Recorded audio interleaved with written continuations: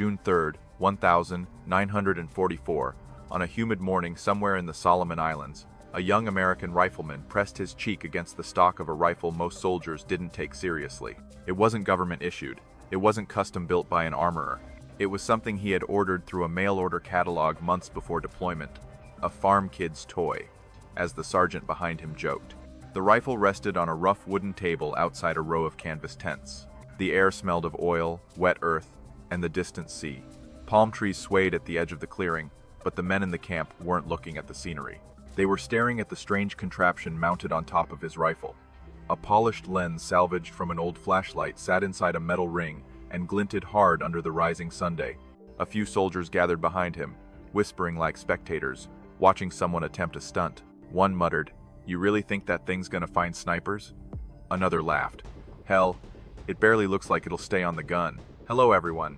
Before we begin today's video, I want to thank you for choosing to watch my channel when there are so many other creators out there. Once again, I sincerely thank you, and I hope you can support me with a subscription and leave a comment with the number 1 after you finish listening to this story.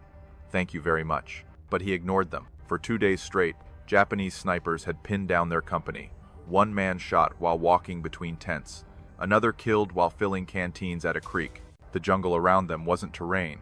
It was a maze of invisible rifles, each one waiting for the slightest mistake. The manual said the proper response was to deploy a spotter team, trace the firing angle, and suppress the enemy's position. But out here, none of that worked. The canopy swallowed sound. Echoes bounced off trees in every direction. Every time someone tried to return fire, a second shot cracked from a new angle. Nobody could find anything. That's why the young rifleman had built this lens. This ridiculous mail-order flashlight glass invention he now held against his eye. He had spent the previous night adjusting the angle of the bracket, polishing the curved glass, and testing how it caught the morning Sunday. He wasn't hunting snipers with firepower. He was hunting them with physics. He slowly rotated the rifle, the lens throwing thin beams of reflected light into the tree line. For a moment, nothing. Just the heat, the whisper of palms, and the distant rumble of surf. Then the lens flashed. Not bright, just a quick, sharp glint, a micro-reflection, the kind only another piece of curved glass, high on a hidden perch, could produce. His breath tightened. The men behind him stopped talking. He shifted the rifle a hair's width, lined up the shot, and squeezed the trigger. The forest didn't echo. It exhaled. A body dropped from a branch 30 feet up. The whispers behind him died instantly. And for the first time in 2 days, the camp felt the smallest hint of relief born not from standard procedure, but from a gun everyone had mocked the moment they saw it. The morning kill brought a moment of stunned silence, but the relief evaporated quickly as the men remembered that the sniper he had dropped was only one among many who were still scattered throughout the jungle, watching every movement around the American perimeter with patient, predatory focus. For the past 48 hours, Japanese marksmen had turned this quiet clearing into a death zone, where even the simple act of walking between tents required courage that bordered on madness. These snipers knew the terrain intimately, using elevated nests, hollowed tree trunks, and natural shadows to create firing positions that were almost impossible to detect with standard field techniques. Every patrol sent beyond the perimeter returned shaken, insisting that the enemy seemed able to fire from multiple directions at once, creating the illusion of an entire platoon of unseen riflemen, even though only a handful were actually pulling the triggers. The Americans had lost 3 men in 2 days, each killed by a single, perfectly placed shot that seemed to come out of nowhere and vanished into the trees before anyone could respond. The terrain made every rule in the training manual feel like a distant theory, designed for open ground and predictable engagements, rather than the claustrophobic chaos of a rainforest that seemed to bend sound, light, and distance into something unfamiliar and hostile. The company commander had tried every traditional method taught at Fort Benning, yet nothing worked, because the jungle defeated every tactic with an almost deliberate cruelty that left the men increasingly frustrated and frightened. The spotter teams could not triangulate any firing angles, because the dense canopy scattered echoes so violently that even seasoned NCOs could not determine if a shot came from 80 yards away or from a branch directly above their heads. Suppressive fire only wasted ammunition and revealed their positions, allowing the snipers to adjust and return fire with quiet confidence that the Americans could not match. The men tried smoke, listening posts, feints, and coordinated rushes, But each attempt dissolved into confusion as the enemy shifted to new perches with unnerving speed, firing from angles that seemed physically impossible in terrain so thick. When the sun was high, its rays pierced the canopy in narrow, shifting shafts that created moving patterns of light and shadow, giving the snipers even more camouflage than they already possessed. At night, the darkness became a perfect curtain behind which the enemy moved silently, almost mirroring the legendary jungle skills of their predecessors from earlier campaigns across the Pacific. Morale faltered as the suffering grew more personal, and the soldiers found themselves glancing upward whenever a leaf rustled, convinced another unseen rifleman had drawn a bead on them from above. Conversations became whispers, movements became hesitant, and even experienced combat troops began to feel the creeping sense that they were fighting ghosts rather than men. The clearing, once just a temporary camp, now felt like a fragile bubble of safety surrounded by eyes they could not see and rifles they could not outshoot. The lone success achieved with the improvised lens created a spark of hope, yet the men understood that one sniper down meant little when dozens more could be repositioning at that very moment, adjusting their sights, and preparing to exploit the slightest lapse in discipline. The jungle remained vast, complex, and indifferent, and until someone found a reliable method to detect the enemy before the enemy detected them, the company would remain trapped in a dangerous stalemate that grew deadlier with each passing hour. For now, the saving grace was the soldier with the mail-order rifle, the strange lens, and the stubborn conviction that physics, instinct, and a little courage could accomplish what doctrine had failed to provide.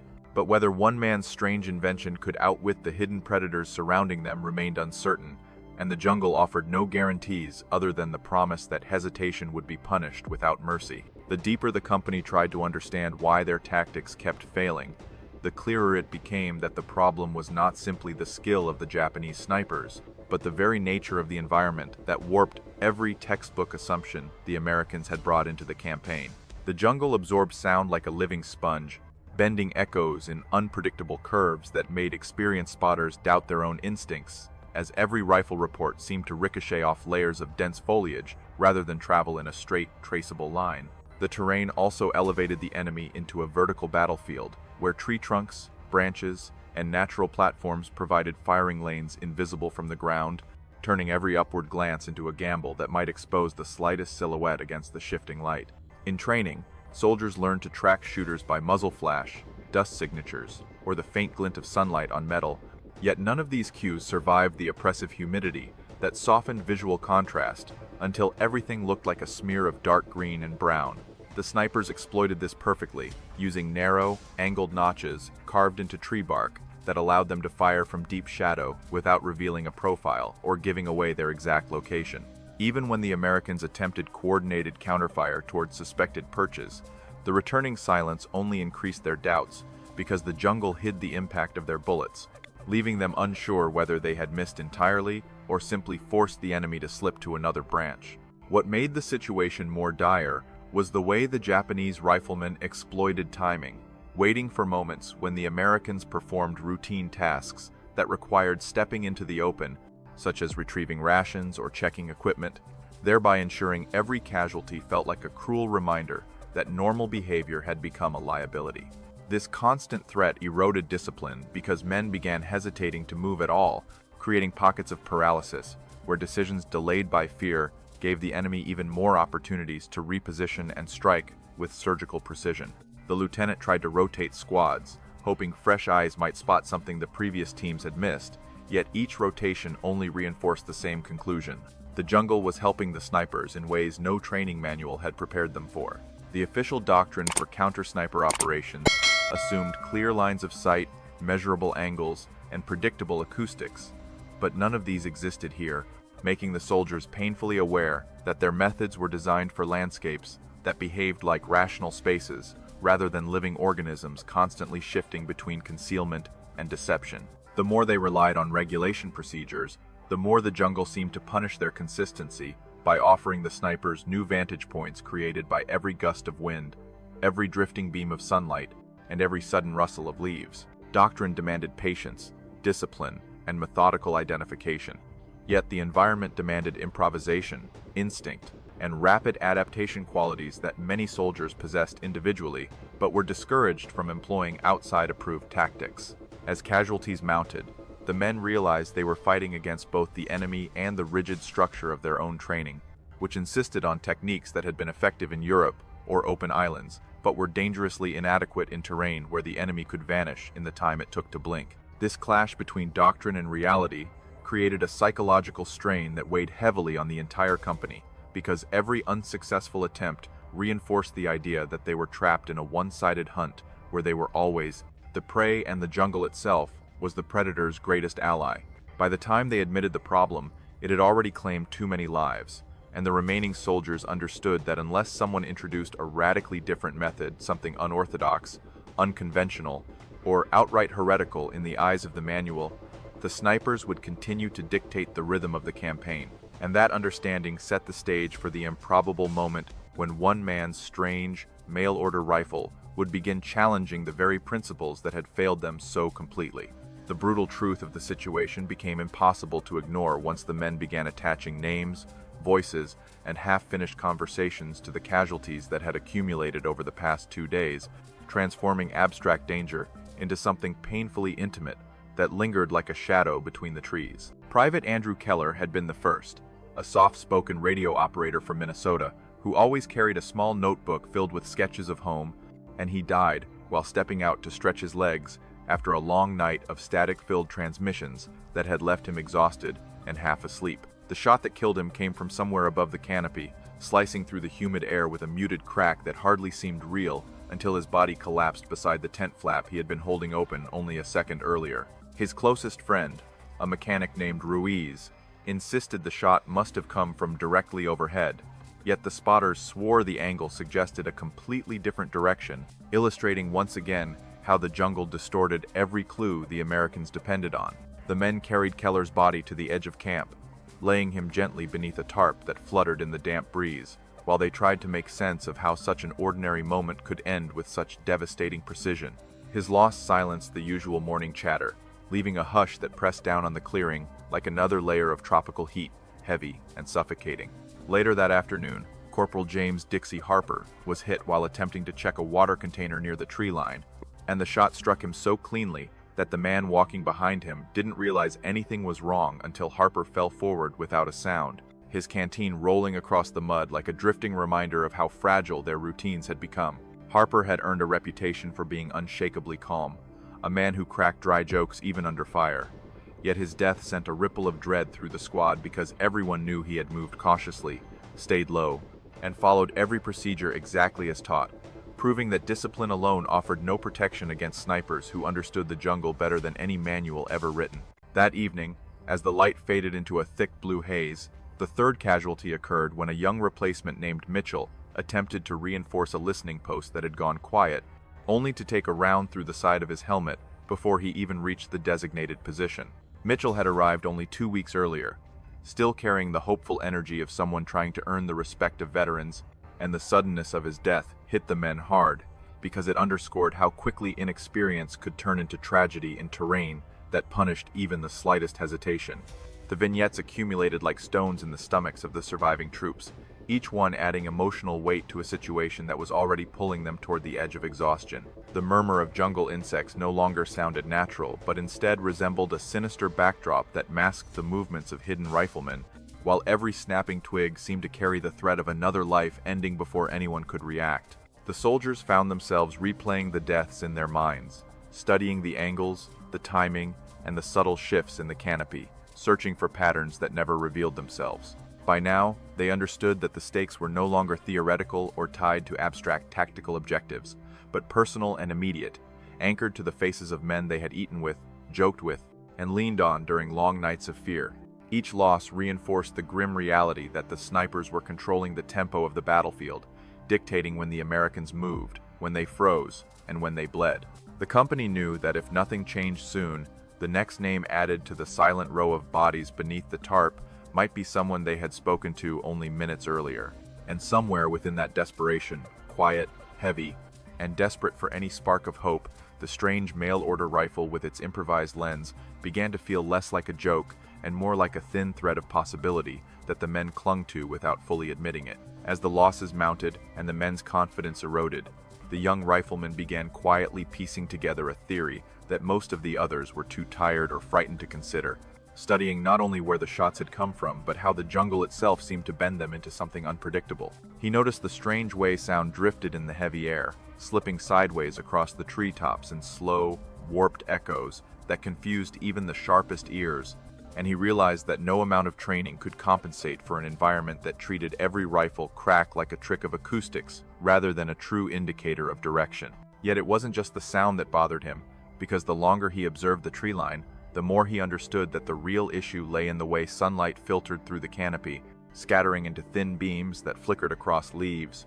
branches, and hidden perches, with an almost deliberate intent to conceal whatever danger lurked behind them. He remembered how the manuals insisted on spotting muzzle flashes, metal glints, or dust signatures, but those guidelines belonged to open fields where the environment behaved politely, rather than jungles that swallowed light and spit it back out in unpredictable fragments. The Japanese snipers were using the forest-like armor, positioning themselves at angles that caught only the faintest shimmer of daylight, making it nearly impossible to tell if a reflection came from a rifle scope or simply a wet leaf trembling in the breeze. Over time, he realized that the problem wasn't the enemy's marksmanship, though it was unquestionably deadly, but the fact that American optics were designed for clarity rather than sensitivity, meaning they filtered out the very micro-reflections that could reveal where the snipers were hiding. This observation led him to test the small, curved flashlight lens he had carried since training, rotating it slowly until he noticed how the glass amplified faint sparkles that the naked eye would normally ignore. His crude lens didn't make objects sharper, but it made them louder in terms of light, taking the tiniest fragment of reflection and pushing it into something the human eye could detect, even from a distance. That realization struck him harder than he expected, because it suggested that the jungle wasn't unbeatable. It merely required tools that reacted differently to its strange, shimmering environment. Yet he also understood that this idea clashed completely with established doctrine, and any attempt to suggest a non-regulation optical method would immediately be dismissed as reckless, untested, and potentially dangerous. Still, he couldn't ignore the idea forming in his mind, even though he knew that presenting it to the officers would result in lectures about improper equipment modifications, potential misfires, and violations of standard procurement rules. The Army had strict guidelines about what could or could not be mounted on a rifle, and using unofficial optics was not merely discouraged but explicitly prohibited because poorly secured attachments could loosen under recoil and injure the shooter or cause catastrophic weapon failure. He had seen it happen during basic training, when a recruit attempted to jury-rig a broken sight onto an M1 and nearly blinded himself when the mount snapped under stress. Those memories lingered as he considered the risk of attaching his improvised lens to his rifle. Yet the more he replayed the recent deaths in his mind, the more he understood that doing nothing was far more dangerous than attempting something unconventional. Still, he hesitated because he knew that innovation in war often required permission that rarely came quickly, especially from officers who valued predictability over improvisation. The lieutenant was already under immense pressure and unlikely to approve anything that might jeopardize the company's fragile stability, and the sergeants had no interest in endorsing ideas that weren't stamped with official approval. So the rifleman kept his theory to himself, quietly testing the lens at dawn and dusk, noting how every change in sunlight shifted the reflections across the tree line. He measured angles with a stick, tested distances by pacing the clearing, and compared what he saw through the lens with what he saw using regulation optics, building an understanding that felt both exhilarating and terrifying.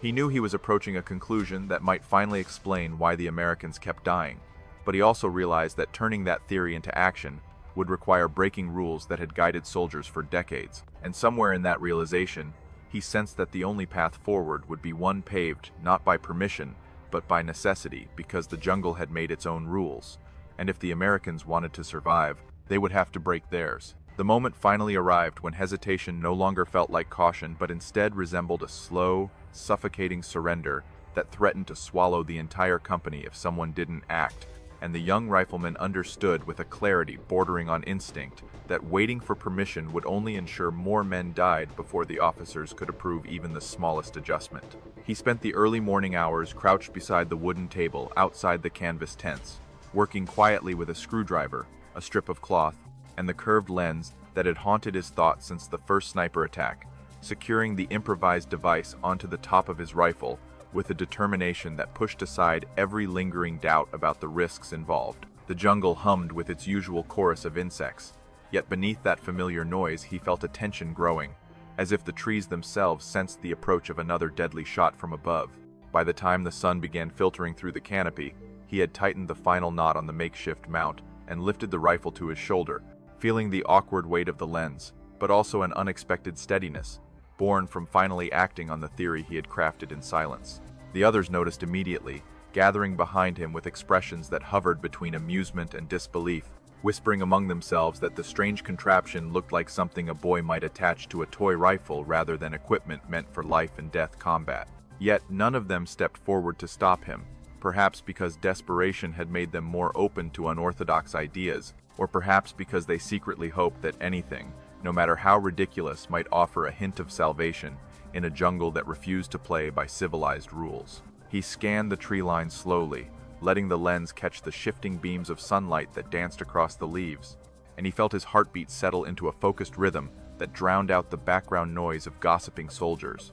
Then, almost without warning, a faint spark flickered across the lens, a tiny glint that would have been invisible through regulation optics yet shone clearly now, sharp as a pinprick of light in an ocean of green shadows. He froze, adjusting his position by inches rather than feet, careful not to disturb the delicate angle that had revealed the reflection.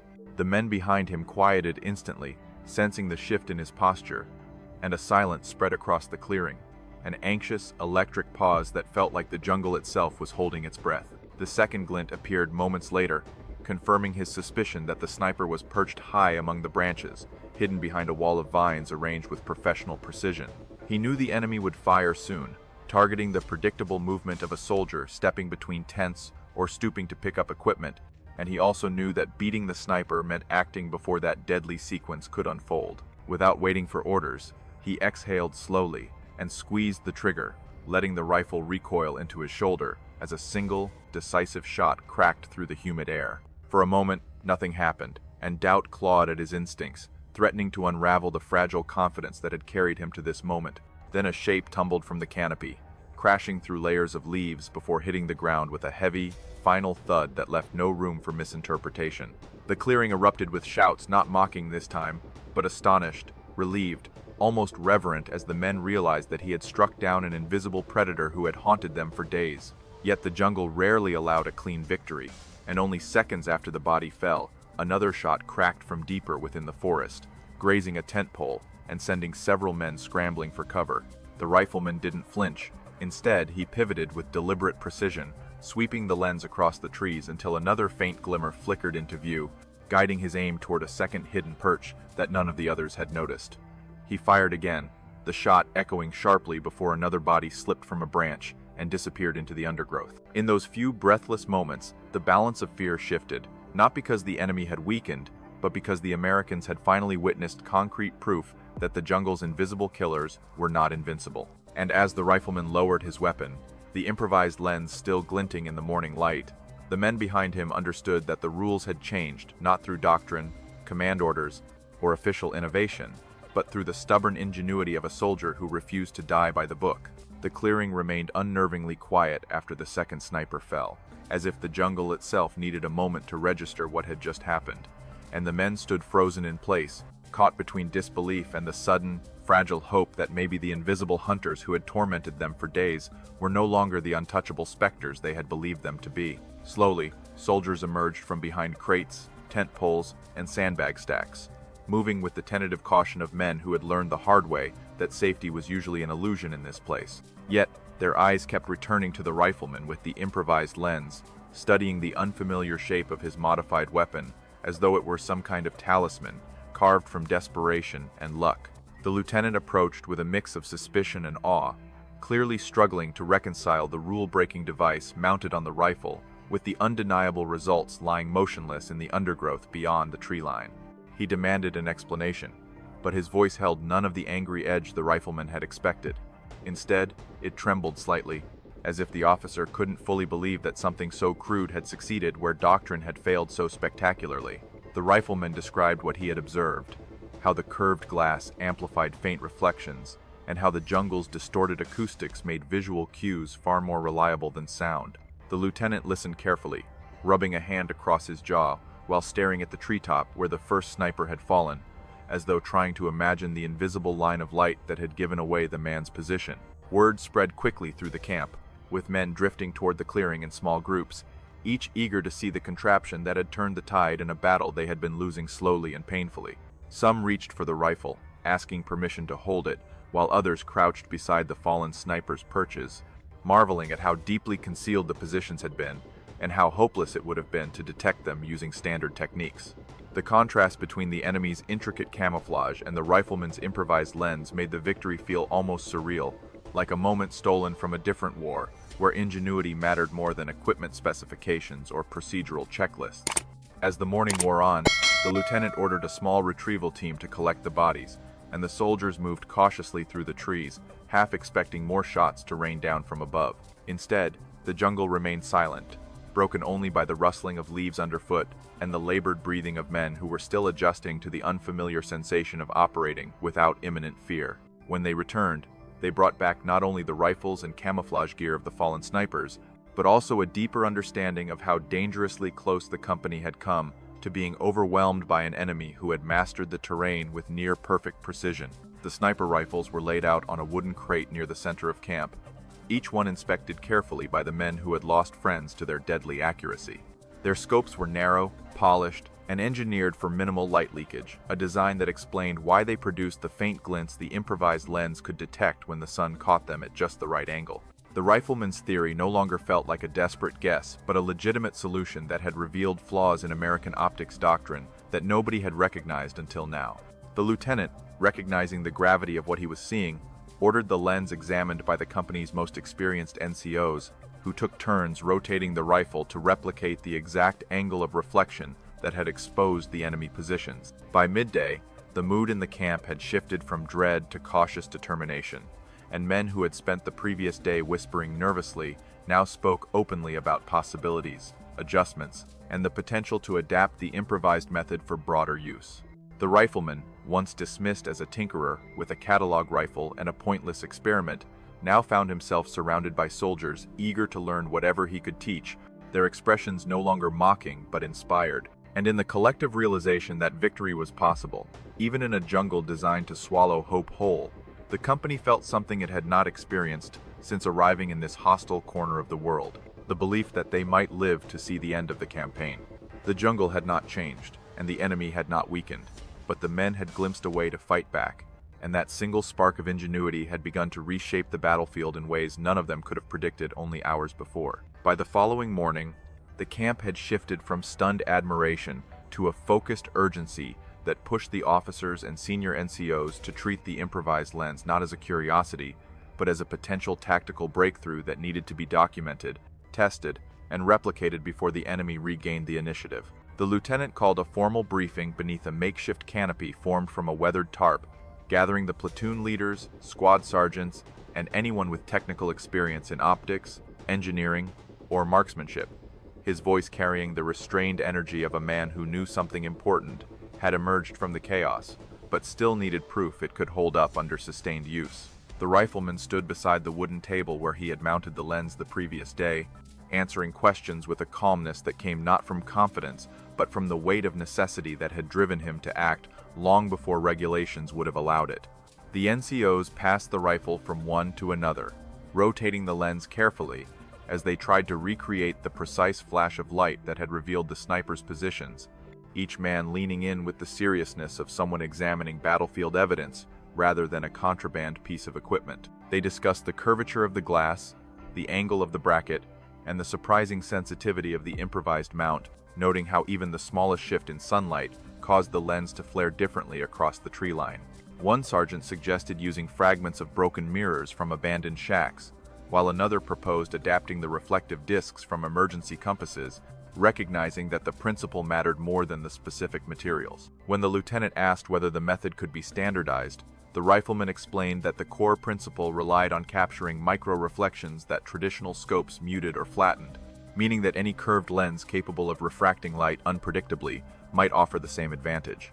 This explanation sparked a flurry of ideas as soldiers rummaged through supply crates, backpacks, and discarded gear in search of anything with reflective surfaces, pulling out flashlight heads, razor mirror pieces, and broken binocular lenses, with a frantic excitement that felt almost childlike after days of dread. The officers watched this sudden wave of improvisation with a mixture of concern and hope, aware that permitting unregulated modifications violated multiple field guidelines, but equally aware that survival often demanded flexibility the manual had never intended. Later that afternoon, the lieutenant drafted an informal field memo, Glint Detection Initiative, preliminary notes, and sent runners to deliver copies to the battalion command post several miles south, framing the technique as an experimental, but promising counter-sniper measure that required immediate evaluation.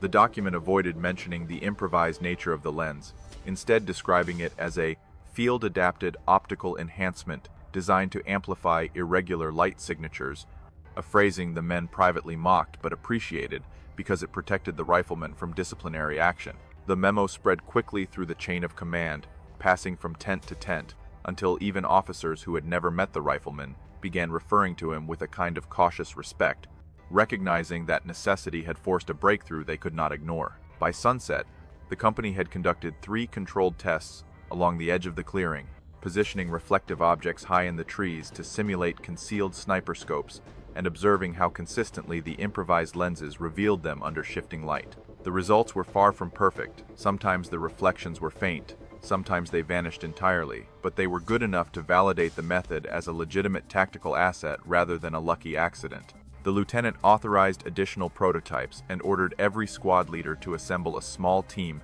capable of crafting their own reflective detectors using whatever materials they could salvage.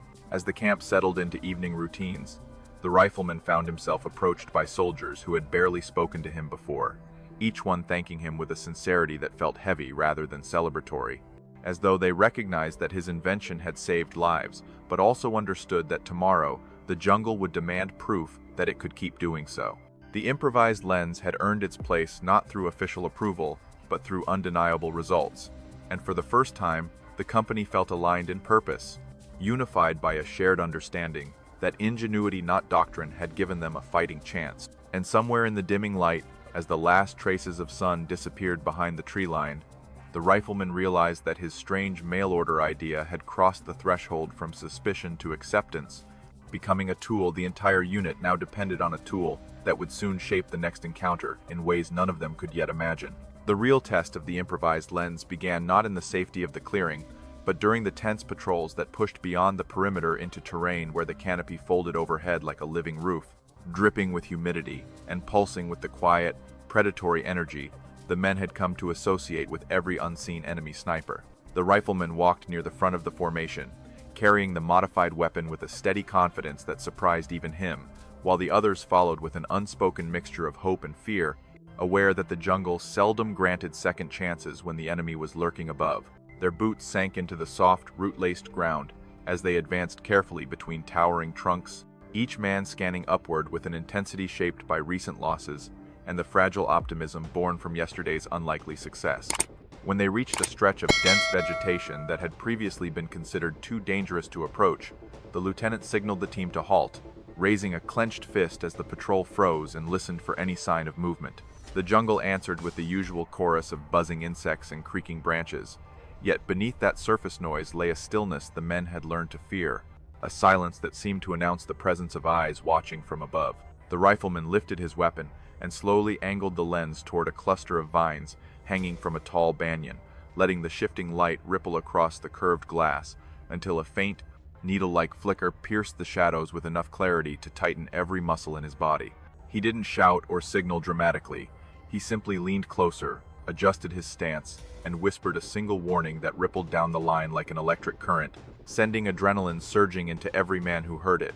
The lieutenant crouched beside him, squinting at the tree line but unable to see anything other than shifting leaves and muted gleams of moisture. Trusting the rifleman's instincts, he ordered the squad to hold position while the shooter eased the lens back and forth, searching for the second glint that would confirm the exact placement of the hidden rifle. When it flashed again, just a thin sliver of light barely visible through the foliage, the rifleman exhaled, steadied his grip, and fired a single measured shot that cracked through the humid air and carried deep into the canopy. A moment later, branches rustled, leaves shattered, and a body tumbled downward with the unmistakable thud that signaled another sniper had been neutralized before he even realized he had been spotted. The patrol remained frozen, waiting for a retaliatory shot from another vantage point, but none came, and an eerie calm settled over the men as the realization spread that the method worked even under the suffocating pressure of a jungle engagement. For the first time since the company had arrived on the island, the soldiers felt the momentum shifting, not through overwhelming firepower or reinforcements, but through a fragile yet potent blend of improvisation and nerve. Over the next several hours, the patrol pushed deeper into contested ground, testing the lens against different angles of sunlight, varied canopy density, and shifting terrain, discovering that the technique performed best under broken light conditions, where reflections bounced unpredictably through the branches. Although not every attempt produced a clear signal, the method revealed enough glints to guide the unit toward concealed positions with far greater accuracy than any prior tactic, convincing even the most skeptical NCOs that the breakthrough was not a coincidence but a reproducible advantage the Americans had never possessed before. By mid-afternoon, the squad had identified 3 more sniper nests, 2 of which had already been abandoned, leaving behind carefully carved firing ports and narrow ladders fashioned from vines, silent proof of how deeply entrenched the enemy's tactics had been. Each discovery brought a fresh wave of unease as the men realized how close they had come to disaster during previous patrols. Yet this unease gradually transformed into resolve, because now they possessed a means of leveling a battlefield that had once seemed hopelessly lopsided.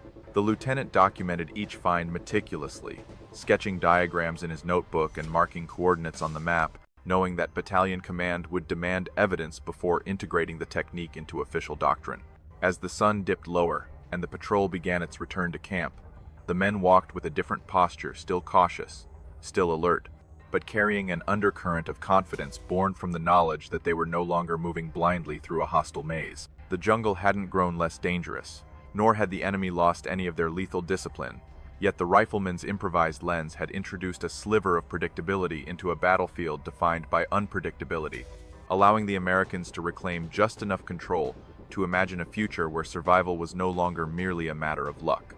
And although the rifleman tried to downplay his role, brushing off the murmurs of admiration and gratitude that followed him through the trees, the truth had already taken root among the men. Something important had changed, and the strange mail-order invention had proven itself not just in theory or isolated success, but in the unforgiving crucible of real combat. By the time the patrol returned to camp, the news of their success had already spread through the entire company, carried by runners and whispered conversations that moved faster than radio traffic and created an atmosphere of restless anticipation among soldiers who had spent days believing the jungle held all the advantages. As the men gathered around the rifleman's improvised lens, their earlier skepticism had vanished completely, replaced by a practical urgency that pushed them to replicate the breakthrough as quickly as possible before the enemy adapted or shifted positions once again. The clearing buzzed with the metallic clatter of tools scavenged from supply crates, mess kits, and abandoned gear, each sound echoing the same unspoken message. If ingenuity was their lifeline, then every man wanted a grip on the rope. Non-commissioned officers circulated among the clusters of soldiers, examining makeshift mounts fashioned from broken canteen lids, dented flashlight housings, and fragments of mirror glass extracted from shattered shaving kits. They offered guidance where they could, correcting angles, tightening bindings, and reminding younger troops that even improvised equipment required precision if it was to withstand the recoil of a rifle fired under pressure.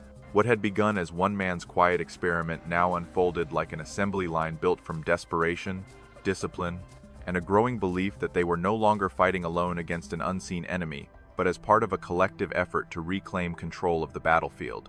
The lieutenant, recognizing the momentum building beneath the surface, formalized the operation by assigning each squad a designated glint detector, instructing them to incorporate the technique into their patrol formations and adapt their movement patterns around the improved visibility it provided. Squad leaders took meticulous notes, mapping out fields of fire and assigning men to test different reflective angles at various times of day, understanding that the lens performed differently depending on the sun's position and the density of the canopy overhead. Even the most reluctant veterans, hardened by months of jungle fighting and suspicious of anything that deviated from established doctrine, found themselves tinkering with modified mounts in the hope of gaining any advantage over the snipers who had tormented them for so long. It didn't take long for the method to evolve from individual experimentation into collective practice, as soldiers discovered ways to refine the design using materials that offered better durability or more predictable reflections. Someone realized that the curved glass from broken signal lamps produced stronger glints than standard flashlight lenses, while another discovered that mounting the detector slightly off-center reduced vibration during rapid movement. These small improvements accumulated quickly, and by midday the riflemen wandered through the camp with a mix of pride and disbelief, watching as dozens of weapons bristled with odd, gleaming attachments that reflected the sun in jittering arcs across the clearing. When the lieutenant submitted his updated report to battalion command, he emphasized not only the tactical value of the technique but its ease of reproduction, arguing that the enemy's reliance on elevated sniper nests created a vulnerability that American forces could now exploit with simple, field-ready tools. His message traveled from tent to tent, passing through the hands of officers who had grown weary of vague theories and unproven ideas, but now found themselves paying close attention to a method supported by real results, real casualties avoided, and real momentum regained. The battalion commander responded with cautious approval, authorizing continued use of the improvised device, while requesting detailed diagrams for potential dissemination to nearby units facing similar threats. Meanwhile, inside the company perimeter, the mood continued to shift as soldiers paired off to test their newly crafted detectors, sweeping the tree line with slow, deliberate motions that reflected both fear and excitement. Each successful glint detection, even when aimed at harmless objects placed high in the branches for training, sparked quiet nods and murmured agreements that the method was no longer a gamble, but a legitimate tactic worthy of respect. As the sun dipped lower and cast long slashes of gold across the clearing, the men practiced with increasing confidence, their movements becoming smoother and more coordinated as they learned to read the subtle language of reflections filtered through the lens. By dusk, what had once been a desperate improvisation had transformed into a company-wide adaptation, a new rhythm of warfare shaped not by official approval, but by collective necessity and shared experience. The jungle remained vast, the enemy remained cunning, and the danger remained constant, but for the first time in days, the Americans felt that they were no longer reacting blindly to unseen threats. Instead, they were actively reshaping the fight, using a tool the enemy never expected and could not easily counter, and in that shift lay the first true sense of empowerment they had felt since setting foot on the island. Within 72 hours of the method's widespread adoption, the battalion's intelligence summaries began reflecting a pattern so unmistakable that even the most conservative officers were forced to acknowledge that something significant had shifted in the company's ability to counter the hidden threat that had previously dictated every movement. Patrols that once returned shaken and depleted now came back with detailed diagrams of discovered sniper nests, each annotated with firing angles, estimated engagement ranges, and notes about camouflage strategies that had previously escaped every trained eye. These findings were not anecdotal but supported by physical evidence: abandoned rifles, spent casings, improvised rope harnesses, and carved footholds high in the trees, all collected and tagged for headquarters review, like artifacts from a dismantled system of predation. The lieutenant compiled these discoveries into a formal after-action report, noting with uncharacteristic brevity that the company had confirmed 45 neutralized sniper positions within 4 days, a statistic that surpassed anything previously recorded in their sector and dramatically altered the battalion's understanding of enemy tactics in the region. He highlighted the fact that many of the eliminated snipers had been positioned in elevated hides that blended seamlessly with the canopy, making them virtually impossible to detect without the enhanced reflection-based method that the riflemen had pioneered. The report emphasized that these kills were not the result of blind luck or isolated opportunities, but of a repeatable and increasingly refined technique that leveraged natural light patterns in a way no standard issue equipment had ever attempted to do. As the document traveled up the chain of command, each reviewing officer added notes, expressing equal parts surprise and pragmatic interest, recognizing that the company had uncovered a vulnerability in the enemy's strategy that might be exploitable across multiple islands in the campaign. The battalion commander filed an official endorsement requesting accelerated field trials, while the regimental intelligence officer included the method